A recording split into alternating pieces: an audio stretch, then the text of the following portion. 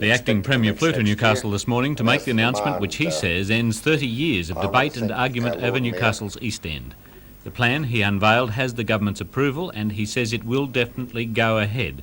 Mr Ferguson brushed aside any suggestion that protests by railway unions might delay the project. Stage 1 will be carried out by the Housing Commission, which will build 88 apartments and 30 aged persons units on the former Zara Street power station site. Stages 2 and 3 will follow, being financed by the sale of railway land to private enterprise.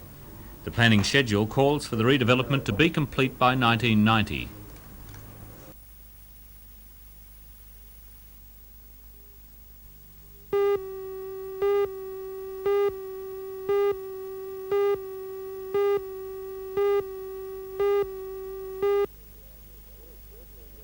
Yeah, certainly. We're very happy. The idea was to come up and do a few clinics, not knowing the response we would get, but it's been excellent.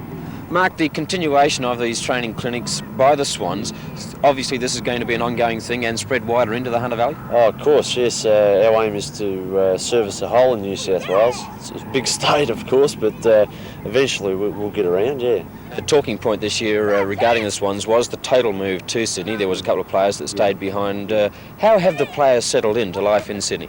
Well, they're, I think, being young and being involved in the football, you don't get much time for anything else. And, I think everyone's settled in real well now. There's only about 3 guys that haven't got jobs, which out of 30 is pretty good.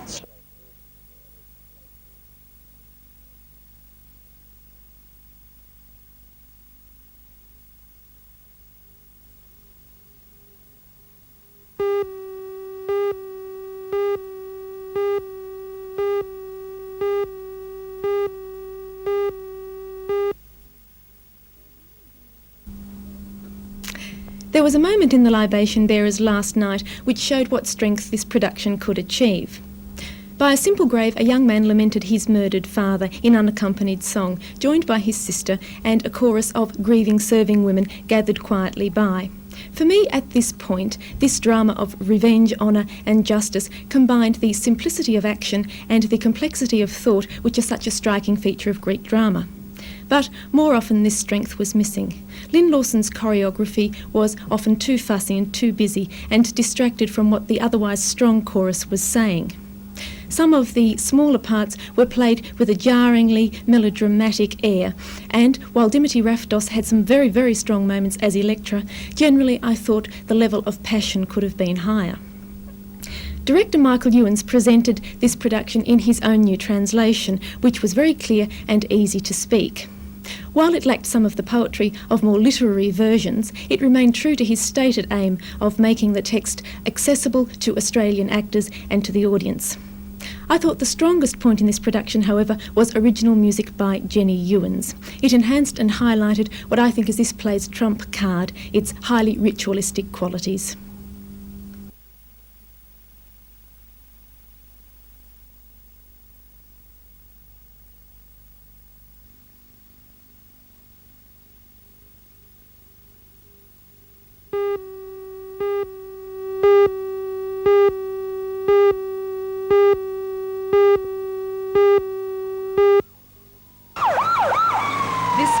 Wet weather isn't the season for fires, according to the station officer at Newcastle Fire Headquarters. But last night, firemen were called out to 26 blazes, 3 of which were house fires, and they believe they were all caused by firecrackers.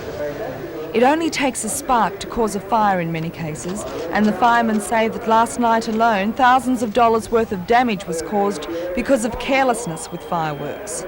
Watchroom operator Mr. Bill Plum. These fireworks, they got rid of skyrockets, but these new fireworks, they're aerial fireworks. They go up in the air. They've got plate spinners and parachute drop things, and they all go up in the air and land where nobody knows where they're going to land. How do you control them? What's the best method? The best method would be to bar them all together, I suppose, but if we can't have that, make sure that where you let them off is way out in the open somewhere, not near houses and property.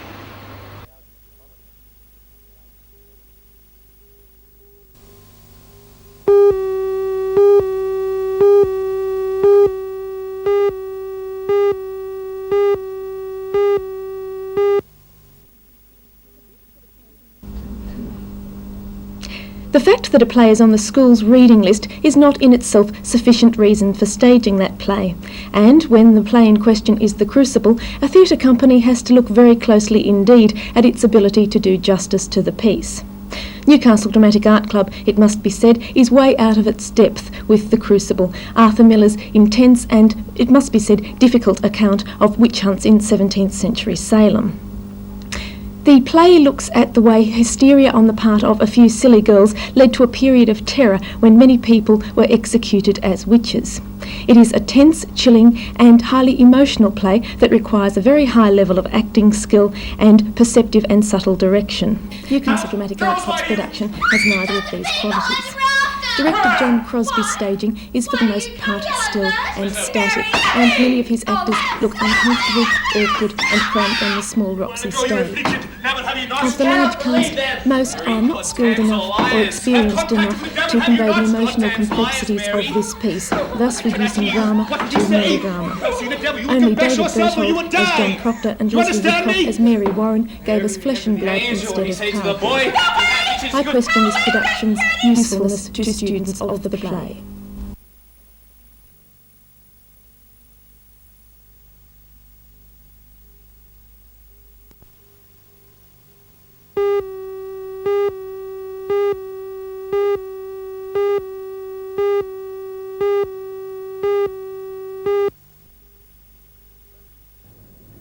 Australia was soundly beaten by the West Indies and must now beat India to keep its semi-final hopes alive. In reply to the West Indies 9 for 252, Australia managed only 151. They quickly lost Kepler Wessels when he was bowled by Andy Roberts. Shortly after, Graham Wood received a bad blow to the face off a delivery from Michael Holding.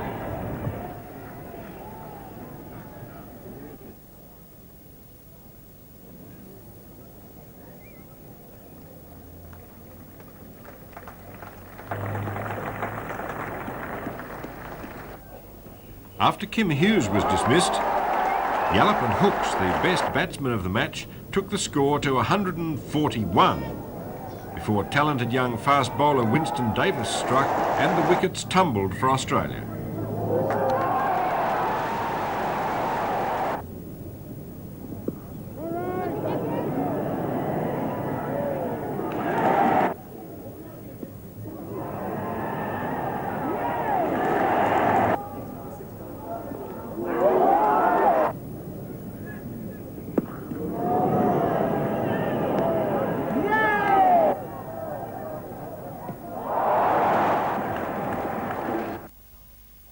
Australia is now at the bottom of Group B with India leading West Indies and Zimbabwe.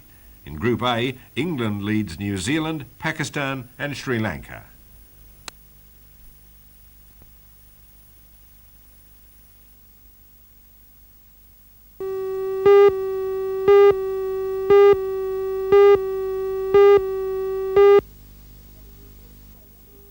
The section of the proposed F3 freeway which is causing the greatest public outcry is the link to Newcastle along Thomas Street, Wall's End. It has been suggested that until a further section of the highway was completed, the freeway traffic would flow through Thomas Street, a situation which the residents and the Newcastle City Council say is unacceptable. Alderman Vic Bell. Well, the council clearly indicated its position on a previous occasion when the matter came before council. They were totally opposed to Thomas Street being used as the national highway, but not necessarily as a link to the national highway.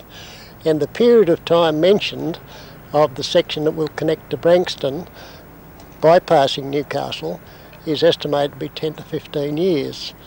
Now, the community are very cynical about that because just westerly of me here we have State Highway 23 route from Jesmond to Sandgate, where the residents of Jesmond, Birmingham Gardens and Shortland have been waiting since 1966 for that to be constructed.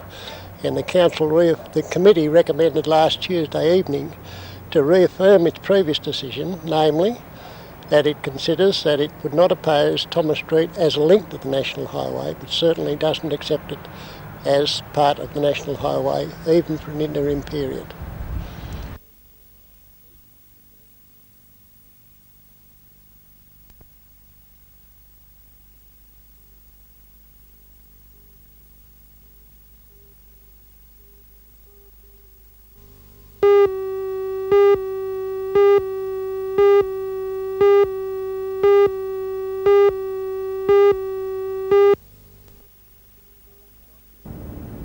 Thanks, John. Good morning. Another very cold start to the day. A little cloud on the horizon, and it looks like we may be getting very close to a change in weather. At the moment, though, mainly clear skies, westerly winds, and still fairly large waves for the board riders. Board riders have been fairly unlucky over the last couple of days. Conditions have been perfect with offshore winds, plenty of swell, waves around 1.2 to 1.5 metres at all of the open beaches. Unfortunately, the bank's just not holding the swell very good, and most of these city beaches just been closing out. However, if you're keen to travel and you have a little bit of time, you will find good waves around, even today, even though conditions at the moment aren't looking all that good. With high tide coming up around midday, best waves should be found around mid-morning and then mid-afternoon. If you'd like to go for a swim, take care, because most of our city beaches are now quite dangerous with strong rips and sweeps along the foreshores. And looking at today's weather, the forecast reads morning frosts and fogs inland, then a cool day, sunny at first but some cloud developing on the coast as northwest to southwest winds at 5 to 15 knots, that's 10 to 30 kilometres per hour, tend southwest to southerly. Slight seas on a low swell. Newcastle expecting a top today of 17 degrees once again, and 16 degrees also for Scone. The outlook for Thursday, cool, a shower or two chiefly along the coast with southwest to southeasterly winds. So there we have it, another day just like yesterday. A cold start and then a cool day to come. Mainly clear, but some cloud developing along the coast, and we will be expecting some showers tomorrow and Friday. For the surfboard riders, waves around 1.2 to 1.5 metres. Catch those offshore winds while you can. Best waves will be found mid-morning, mid-afternoon, and if you've got a chance to travel, some excellent waves to be found. Have a great day whatever you're doing. Back again tomorrow morning.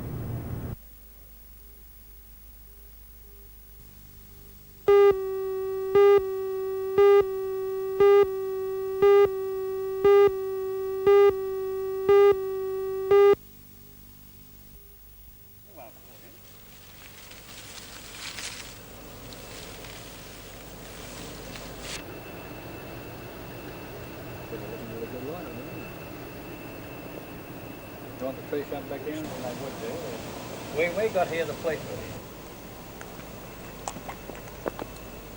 What, the barrier bush, is it? No.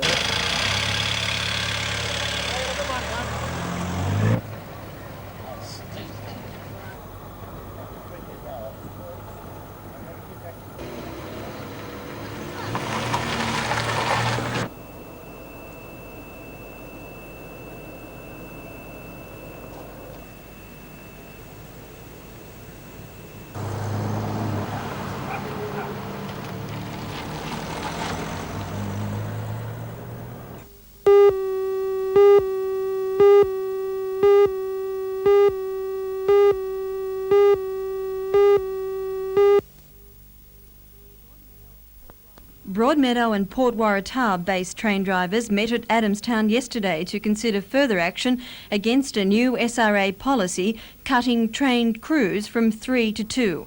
The meeting was one of a number held throughout the state, and all were unanimous in their vote to call a nationwide stoppage in support of their case. The strike has left more than 100 trains sitting idle at the Broadmeadow yards. But the stoppage has also given workmen the chance to carry out much-needed repairs to tracks. Meanwhile, commuters in Newcastle are being forced to find alternative transport. One company, Jay's Travel, has organised charter buses to and from Sydney. However, the company has been forced to adopt a low profile because of government licensing regulations. Train drivers in Newcastle and the rest of the state are not due to meet again until Monday. That's just how determined the men are on this manning issue, as union spokesman Mr Bruce Woods explains. I've never seen them more determined to win an issue than this one.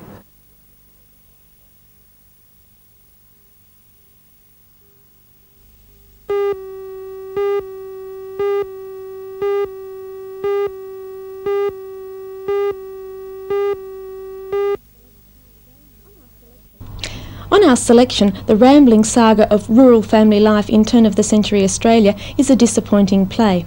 After a bright start, it meanders through the trials and joys of the Rudd family without any great sense of direction, picking up a number of different storylines but not developing them thoroughly, making it look more like some light sketches of life rather than a rounded picture. On Our Selection certainly has its moments of great fun and nostalgia, and the audience responded enthusiastically to these last night. Dave and Joe have to pull a dead kangaroo out of the well. Dave woos Lily with the aid of conversation lollies, and Dad threatens to shoot his daughter's suitor like a dingo.